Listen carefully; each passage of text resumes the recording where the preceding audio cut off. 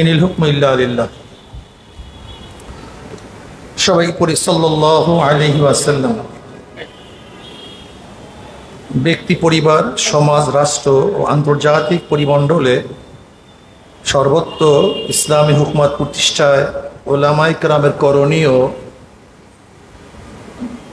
শীর্ষক সম্মেলনের সম্মানিত সভাপতি, এদেশের সর্বশ্রেষ্ঠ সন্তান, সেরে তাজ, সম্মানিত ওলামায়ে কেরাম, বক্তৃতা হয়ে গেছে আমার চেয়ে আমি মনে করি সবাই জ্ঞানী। যে কথাগুলি বলেছেন যে পাশ্চাত্যরা প্রথম কি কাজটা করেছে, পাশ্চাত্যরা প্রথম করেছে যে রাষ্ট্র এবং ধর্ম আলাদা এক জিনিস, রাষ্ট্রের সাথে ধর্মের কোনো সম্পর্ক নেই। আপনারা জানেন থিওক্রাসি, এই জগৎ এক সময় থিওক্রাসি অনুযায়ী দেশ চলতো, ধর্মীয় অনুশাসনই কিন্তু রাষ্ট্র চলতো। এই বিষয়ে তো আপনাদের সবারই জানা আছে, ইয়াহুদি থিওক্রাসি, খ্রিস্টান থিওক্রাসি, হিন্দু থিওক্রাসি, বৌদ্ধ থিওক্রাসি, ইসলাম থিওক্রাসি, অর্থাৎ ধর্মীয় অনুশাসনে রাষ্ট্র চলত। কিন্তু যখন ইয়াহুদি এবং খ্রিস্টান থিওক্রাসি তারা নিজেদের স্বার্থকে রক্ষা করার জন্য ধর্মকে রাষ্ট্রের সাথে এক করছে, তখন দেখা যায় যে ধর্ম এবং রাষ্ট্র এই দুইটাকে আলাদা না করলে মানুষ বাঁচতেই পারবে না। আমি একেবারে ছোট্ট একটা উদাহরণ দেব। দেখেন, ধর্মীয় অনুশাসন মানা প্রত্যেকটা ধার্মিকদের জন্য ফরজ ছিল, এটা তো এখনো আছে। কিন্তু শাসকরা ধর্মকে তাদের জুলুম অত্যাচার করার জন্য ব্যবহার করা হয়েছে। যখন তাদের জুলুম ও অত্যাচার করার জন্য ধর্মকে ব্যবহার করেছে, তখন মানুষের মনের মধ্যে এই কথা বদ্ধমূল হয়েছে, ধর্ম মানি এই আতঙ্ক, ধর্ম মানি আমাদেরকে জ্বালিয়ে দিবে, সেটা সহ্য করতে হবে, ধর্ম মানি আমাদেরকে আবদ্ধ করবে, কিছু বলা যাবে না, ধর্ম মানি আমাদের সম্পত্তি সম্পূর্ণ লুট করবে, প্রতিবাদ করা যাবে না, ধর্ম মানি আমাদের অত্যাচার করবে, সেখানে কোনো কথা বলা যাবে না। এইটা হলো, এরপরে চলে আসছে সেখানে ডেমোক্রেসি। এই ডেমোক্রেসি, লিবারেল ডেমোক্রেসি আছে, ডেমোক্রেসি আছে। এই ডেমোক্রেসি কেন আসছে? এখান থেকে শুরু হয়েছে সেকুলার। ধর্ম এক জিনিস, রাষ্ট্র ভিন্ন জিনিস, ধর্মের সাথে রাষ্ট্রের কোনো সম্পর্ক নেই। এমনকি এই পর্যায়ে পুষছে, কেউ যদি রাজনীতির মধ্যে ধর্ম ব্যবহার করে, তো এর চেয়ে বড় অপরাধ বলতে কিছুই নেই। ইদানিং দেখবেন আমাদের এখন শুরু হয়ে গেছে যে তারা কি বলছে, যে রাষ্ট্রের সাথে ধর্মের সাথে রাষ্ট্রের কোনো সম্পর্ক নেই, যদি কেউ ধর্ম ব্যবহার করে সবচেয়ে বড় অপরাধী, এর চেয়ে বড় অপরাধী বলতে আর কিছুই নেই। অথচ তারা জানিই না ইসলাম কি জিনিস। ইসলামের সাথে রাষ্ট্র এবং রাষ্ট্রের সাথে ইসলামকে আলাদা করার কোনো সুযোগ নেই। ইসলাম থেকে রাষ্ট্র এবং রাষ্ট্র থেকে ইসলামকে আলাদা করার কোনো সুযোগই নেই। কিভাবে করবেন? ইসলামের হাজারো কাজ আছে, যেরকম আমার অর্থনীতি, এরা রাষ্ট্রের সাথে সম্পৃক্ত, আমার এলসি রাষ্ট্রের সাথে সম্পৃক্ত, আমার মসজিদ, আমার মাদ্রাসা, আমার ওয়াজ, আমার নসিহাত, আমার ফতুয়া, সব কিছু রাষ্ট্রের সাথে সম্পৃক্ত। এক ব্যক্তি নেকাহ কিভাবে করবে? আপনি ফতুয়া দিবেন, বাস্তবায়ন করতে পারবেন যদি রাষ্ট্র না থাকে? বর্তমানে পারতেছেন? ওলামায়ে কেরাম আমাকে বলুন। বর্তমানে আপনারা কি 18 বছরের আগে এখানে যারা মুফতিয়ানে কেরাম আছেন, মুহাদ্দিসিন কেরাম আছেন, আপনার মেয়ে কি বিবাহ করতে পারবেন, লিখতে পারবেন? আপনার মেয়ে 16 বছর বয়স, আপনি বলুন। কিন্তু আপনারাই বলুন, শরিয়াত জায়েজ রাখছি কি রাখে না যে 16 বছর আপনার মেয়েকে বিবাহ দিতে পারবেন? 16 বছর কেন, আপনার মেয়েকে ছোটবেলায় বিবাহ দিতে পারবেন, লেখা ভিন্ন জিনিস। কিন্তু বর্তমানে রাষ্ট্র জায়েজ রাখছে। তাহলে শরিয়ত যেইটাকে হালাল বলছে, আপনার রাষ্ট্র সেটাকে হারাম বলছে, অথচ আপনি প্রতিবাদ করলেন না, তা আপনি কেমন আলেম আমাকে বলুন তো? আসলে সমস্যাটা কোন জায়গায় আগে চিহ্নিত করুন, আগে চিহ্নিত করুন। তালাকের মাসালা আপনি কি বয়ান করতে পারবেন? পারতেছেন? পারেন না। কেন পারতেছেন না? তালাকের মাসালা রাষ্ট্রের সাথে সম্পৃক্ত, ইচ্ছা করলে আপনি পারবেন না তো। আপনি কিতাবুল বুয়ু পড়ছেন, হাজারো মাসালা পড়ছেন বায়ের, কিন্তু আপনি কি সে অনুযায়ী বেচা বিক্রি করতে পারতেছেন? কেন পারবেন না? রাষ্ট্রের সাথে সম্পৃক্ত। দেখেন, আমার বৈবাহিক জীবন, আমার অর্থনৈতিক জীবন, এটা আমার রাষ্ট্রের সাথে সম্পৃক্ত। তা রাষ্ট্র এবং ধর্মকে আপনি আলাদা করবেন কিভাবে? সম্ভব কিভাবে? তার মানে আপনি পূর্ণ দিন পালন করতে চান না, আসলে আপনি পূর্ণ ইসলাম পালন করতে চান না, আপনি আংশিক দিন পালন করতে চান। আপনার নিজের সমস্যা কিন্তু আপনি বুঝেন নাই, এটা আমাদের বহুত বড় সমস্যা। এর কারণটা কি? 200 বছর ব্রিটিশ আমাদের মাথার মধ্যে এগুলি ঢুকিয়েছে। শুধু কি তাই, ব্রিটিশ হাজারো আপনার মতো আমার মৌলবী, আপনার মতো আমার মতো মৌলবী সৃষ্টি করেছে, যারা এই বক্তব্যগুলি দিয়েছেন যে রাষ্ট্রের সাথে ইসলামের কোনো সম্পর্ক নেই। দেখেন, আমাদের প্রত্যেকটা যারা আমরা মাদ্রাসা পড়াশোনা করি, ছেলেদের মধ্যে মুহাদ্দিস হওয়ার, মুফতি হওয়ার, ফকিহ হওয়ার, বক্তা হওয়ার, ইমাম হওয়ার, একজন কাতেব হওয়ার মেজাজ তো আছে, কিন্তু দেখেন তো আমাদের কোন ছেলেদের মধ্যে এমপি হওয়ার, মিনিস্টার হওয়ার, প্রাইম মিনিস্টার হওয়ার, প্রেসিডেন্ট হওয়ার কোনো পরিকল্পনা কার মধ্যে কি আছে? একজনকে দেখান তো, একজনের মধ্যেও নেই। আচ্ছা, বেশ ভালো কথা, আপনি কি মানুষ না? আপনি কি এদেশের সন্তান না? আপনি কি এদেশে জন্মগ্রহণ করেন নাই? যদি ফাসেক, ফুজ্জার, গুন্ডা, বদমাশ, ধর্ষকরা দেশের প্রধান হতে পারে, তা আপনি সেই স্বপ্ন দেখেন না কেন? এর কারণটা কি? এটা আমাকে বলুন তো। মাথার থেকে নিয়ে গেছে, মাথা থেকে দূর করছে।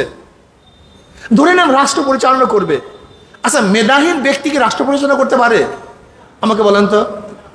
মেধাহীন ব্যক্তি, যাদের ব্রেন নাই, এরা কি রাষ্ট্র পরিচালনা করতে পারবে? তা আমাদের মাদ্রাসার যারা ভালো ছাত্র, একজনে কি রাজনীতি করে? আমাকে বলেন তো। এই কাজটা তো ভালো ছাত্রদের ছিল, সবচেয়ে জেহেনি ছাত্রদের কাজ ছিল রাজনীতি করা, সবচেয়ে মেধাবী ছাত্রদের কাজ ছিল রাজনীতি করা। কেন? সবচেয়ে আহাম কাজ। একটা কিতাব পড়ানোর চেয়েও রাষ্ট্র চালান খুব সহজ, ঠিক না ভাই? আপনি হিঙে কইলেন, একটা কিতাব পড়াবার চেয়েও রাষ্ট্র চালানো খুব সহজ। হ্যাঁ, তাই একজন কিতাব পড়াবার জন্য সবচেয়ে মেধাবীকে সেখানে সেট করলেন, অর্থাৎ রাষ্ট্র চালাবার জন্য সবচেয়ে বখাটে গভর্নমেন্টকে আপনারা দিলেন না। তাই আপনারা কিভাবে ক্ষমতায় আসবেন আমাকে বলেন তো। আপনাদের কাজটা কি? আপনাদের কাজ হলো ওই, আমি বারবার বলি, আমাদের দেশে বেদে সম্প্রদায় আছে, বেদে সম্প্রদায় নাই আমাদের দেশে বেদে সম্প্রদায়। ওর বাবাও যেই কাজ করছে, ওর দাদাও যেই কাজ করে, তালই একই কাজ করে নাকি ভিন্ন কাজ করে? অথচ আমাদের মধ্যে বাজার করে, আমাদের মধ্যে চলাফেরা করে। বরিশাল শহরে 5 তলা বিল্ডিং এর স্বপ্ন ওদের মধ্যে নাই, পাঁচজোড়ো গাড়ি কেনার স্বপ্ন ওদের মধ্যে নাই, এমপি হওয়ার শখ ওদের মধ্যে নাই, ভালো পোশাক পরার শখ ওদের মধ্যে নেই। কারণটা কি? আমাদের মধ্যেই থাকে। এর কারণটা কি? একদিন চিন্তা করছেন? বেদের সম্প্রদায় থাকে আমাদের মধ্যে, কিন্তু ওদের এই আকাঙ্ক্ষা নাই কেন, আসে নাই কেন? ওদের বাবার থেকে, দাদার থেকে, তালুর থেকে যে জ্ঞান পেয়েছে, যে নীতি আদর্শ পেয়েছে, এর বাহিরে বের হওয়ার তার কোনো সুযোগ নেই। ঠিক আমরাও আমাদের উত্তরসূরির থেকে যে জ্ঞান, যে নীতি, যে আদর্শ পেয়েছি, এর বাইরে বের হওয়ার কোনো সুযোগ আমাদের মধ্যে নেই। যদিও থাকি এদের মধ্যে, বরিশাল শহরে আসি, আজকে একজন ফাসিকদের কাছে গিয়ে আমার দাবি দাওয়া আদায় করার চেষ্টা করতেছি, একজন ফাসিককে তাজিম করতেছি, একজন ফাসিককে আমার কাজ অর্জন করার জন্য বারবার অনুরোধ করতেছি, অথচ আমি নিজে সেখানে নেতৃত্ব দেব, আমি সেখানে শাসক হব, ও আমার কাছে আসবে, এই চিন্তা একজনের মাথার মধ্যে নেই, একজনের মাথার মধ্যে নেই। আমি কেন চিন্তা করি না? ওর কাছে আমি যাই, ও আমার কাছে আসবে, ও আমার কাজ সমাধান করে, আমি ওর কাজ সমাধান করব, ও আমার কাছে অনুরোধ করে, ও আমার কাছে অনুরোধ করবে, এই চিন্তা কার মধ্যে নাই কেন? ওই যে ওই এক দায়ের মধ্যে, এক গুন্ডির মধ্যে যে ঘুরতেছি, আমি কিছু হব, আমি এমপি হব, মিনিস্টার হব, প্রাইম মিনিস্টার হব, দেশ চালাবো, গোটা দেশে শাসন করব, গোটা দুনিয়া আমি চালাবো, এই চিন্তা আমার মধ্যে নাই, আসেই না। দেখেন বারাক ওবামা 8 বছর চিন্তা করছে আমি আমেরিকার প্রেসিডেন্ট হবো, সে প্রেসিডেন্ট হয়েছে। আপনার ছেলে তো কোনোদিন চিন্তাই করেন আমি চেয়ারম্যান হবেন, এমপি হবে, মিনিস্টার হবে। আরে ভাই, আপনার ঘরের মধ্যে চর্চাই তো নাই, আসবে কিভাবে? আমি কালকে ঢাকা থেকে রওনা করছি, ব্যাগটা গুছাইতেছি, আমার মেয়ে আমার পাশে, বলতেছি মা এত কষ্ট করে, যারা কষ্ট করে তারাই কিছু হয়, আর যারা কষ্ট করে, আমার কলিজার মধ্যে কথাটা লেগে গেছে। এই দেখে পশম দাঁড়ায় গেছে আমার। যারা কষ্ট করে ত্যাগ করে তারাই কিছু হয়, আর যারা ত্যাগ কষ্ট করে তারা কিছুই হয় না। আমার মেয়ের কথা, আপনি কি আপনার মেয়ে উৎসাহিত করছে এরকম? আপনার ছেলেকে উৎসাহিত করে? একজন রাজনৈতিক চর্চা করছেন আপনার ছেলে মেয়েকে নিয়ে, তোর এমপি হতে হবে, তোর মিনিস্টার হতে হবে, তোকে দেশ চালাতে হবে, তোকে শাসক হতে হবে। একদিনও চিন্তা করছেন? একদিনও চিন্তা করি না। এই চর্চা আসতে হবে, এটা করতে হবে আপনাকে, এই সংস্কৃতি পরিবর্তন করতে হবে। আপনাকে অবশ্যই বলে রাখতে হবে আপনারা কারা। জনাব মুহাম্মদ রাসূলুল্লাহ সাল্লাল্লাহু আলাইহি ওয়াসাল্লাম উত্তরসূরি। দেখেন 5 জন সবচেয়ে শ্রেষ্ঠ, সমস্ত নবীদের মধ্যে শ্রেষ্ঠ আমার নবী, সমস্ত নবীদের পর 4 জন খোলাফায়ে রাশিদিন, এই 4 জন রাষ্ট্রের প্রধান। অথচ আমাদের দেশে কোনো পীর যদি রাষ্ট্রের প্রধান হতে চায় তাহলে সে তো ওলি না, সে তো বুজুর্গ না, এ তো দুনিয়াদার হয়ে গেছে, এ তো আল্লাহ ওলি না। কোন মুহাদ্দিস রাষ্ট্র প্রধান হতে চায়, আর সব শেষ করছে। কারণ আমরা গজব আছে, কোন উস্তাদ বরদোয়া দিস, কোন উস্তাদ এলেম কবুল হয় নাই, এলেম কবুল হয় নাই। এর জন্য দেখছো রাজনীতি করে এলেম কবুল হয় নাই। এলেম যদি কবুল হইতো তাহলে রাজনীতি করতে পারতো না। আরে ব্যক্তি অর্থে এলেম কবুল হয়েছে দেখেই ওই এলেমকে বাস্তবায়ন করার চেষ্টা করতেছে। আর তোমার এলেম কবুল হয় নাই দেখে তুমি এলেমের মধ্যেই আসো, বাস্তবায়নের চেষ্টা করো না। তুমি জীবনভর দুধের মাসালা শুনছো, দুধ খেতে পারো নাই। তুমি মাখনের তারিফ শুনছো, মাখন খেতে পারো নাই। তুমি এলেম শিখছো, এলেম বাস্তবায়ন করতে পারো নাই। আর ওর এলেম কবুল হয়েছে দেখে বাস্তবায়নের চেষ্টা করতেছে। বাস ছেলেদেরকে বাস এলেম কবুল হয় নাই, আর তোর গজব আস, তোর এইটা আস, তোর সেইটা আস। তা জনাবে মুহাম্মদ রাসূলের কি আছে? রহমত আছে না কি আছে বলুন? খোলাফায়ে রাশিদের মধ্যে কি আছিল বলুন? আপনারা রহমত ছিল না গজব ছিল? আপনারাই বলুন। এই 5 জন তো সর্বশ্রেষ্ঠ, আর 5 জন দেশের প্রধান, রাষ্ট্রের প্রধান। এরপরে 5ম খলিফা হলো ওমর ইবনে আব্দুল আজিজ, সেও তো রাষ্ট্রের প্রধান। তা যারা রাষ্ট্রের প্রধান হয় তাদের গজব হয় না, তারা বড় ওলি হয়, তাদের রহমত আসে। মনে কিছু নিয়েন না, আমি অনেক জিনিস চিন্তা করে দিশা পাই না। ঘটনাটা কি? আলেম তুমি আসছে না কেন? এটা হবে না কেন? এর জন্য আমি বিশ্বাস করি ভালো ছেলেদের রাজনীতি করা উচিত, ভালো ছেলেদের রাজনীতি করা উচিত। দেখেন বাষ্পকে কোনো অবস্থায় চাপা দিতে পারবেন না। ছেলেদের মধ্যে উদ্যম আছে, যখন দেখা যায় কিছু করতে পারে না তখন মুহতামিম নামাবার জন্য আন্দোলন শুরু করে। কারণ এদের তো রাষ্ট্রের বিরুদ্ধে আন্দোলন করার সুযোগ নেই বা সেই শিক্ষা দেন নাই। এখন কি আন্দোলন করে বলেন তো? মুহতামিম সব নামাও, এরা নামায় দাও, আন্দোলন শুরু হয়ে গেছে। স্পোলাবানো শুরু করছে। তো যদি মুহতামিম নামাবার জন্য আন্দোলন করলে জায়েজ হয়, তাই ফাসেক জালেম শাসক নামাবার জন্য আন্দোলন করলে জায়েজ হবে না কেন? হ্যাঁ, কতটা বুঝাতে পারি নাই। স্প্রিয়া আছে, উদ্দীপনা আছে, এখন করবে কি? স্প্রিয়া আছে, এদেরকে ই করেন না, আপনি দমায় রেখেন না, এদের কাজে লাগান। এত মুহাদ্দিসের প্রয়োজন নাই, এত মুফতির প্রয়োজন নাই, এত ফকির প্রয়োজন নাই, আলেমের প্রয়োজন আছে। সব জায়গায় কাজে লাগান, কাজে লাগান। এত ছাত্র, এত আলেম কই পাইতো না। আজকে যদি বলি 10 জন লোকের নাম দেন যারা মন্ত্রী হবে আলেমদের মধ্যে, লেখেন তো আপনারা বৈশা বৈশা। বরিশালের মধ্যে 5 জন মন্ত্রী বানাবো, লেখেন তো বৈশা বৈশা আপনারা আলেম, এরকম লেখেন তো দেখি। দেখবেন কলম ভাঙ্গিয়া যাবে। সব দিকের যোগ্যতা অর্জন করিয়া 5 জন মন্ত্রী দেন না, এখান থেকে কলম ভাঙ্গিয়া যাবে। ভাই নিজেদের মধ্যে আলোচনা করতেছি দরদ নিয়া, ছেলেদেরকে আরো শিক্ষা দেন, আরো পড়ান, তাকাসুস পড়ান, রাষ্ট্র চালাবার জ্ঞান দেন, এই গোটা দুনিয়া চালাবার জ্ঞান দেন। আমাদের যেই মেরিটওয়ালা ছাত্রগুলি আছে ওদেরকে ফারেক হওয়ার পরে, ইফতা পড়াবার পর, তাকাসুস পড়াবার পরে ইংলিশ শেখান, ইংলিশে পড়াবান। কিছু কিছু ছাত্রদেরকে এই কাজগুলি করাবার চেষ্টা করেন। ভালো বাংলায় লেখান, ভালো বক্তৃতা শিখান, টকশোতে যে অংশগ্রহণ করতে পারে সে ব্যবস্থা নেন। একজন পাশ্চাত্যবিদের সাথে টক্কর দিয়ে আলোচনা করে তার মতবাদকে যেন প্রাধান্য দিতে পারে সে ব্যবস্থা গ্রহণ করুন। এই খেয়াল কি আমাদের আছে? এই খেয়ালগুলো আমাদের মধ্যে নাই ভাই, এগুলো দরকার। সবচেয়ে ফার্স্ট ক্লাস ব্রিনি ছাত্রদের রাজনীতি করার দরকার। এটা বহুত বড় কাজ, অনেক বহুত বড় কাজ। এটা যেমন তেমন কাজ না।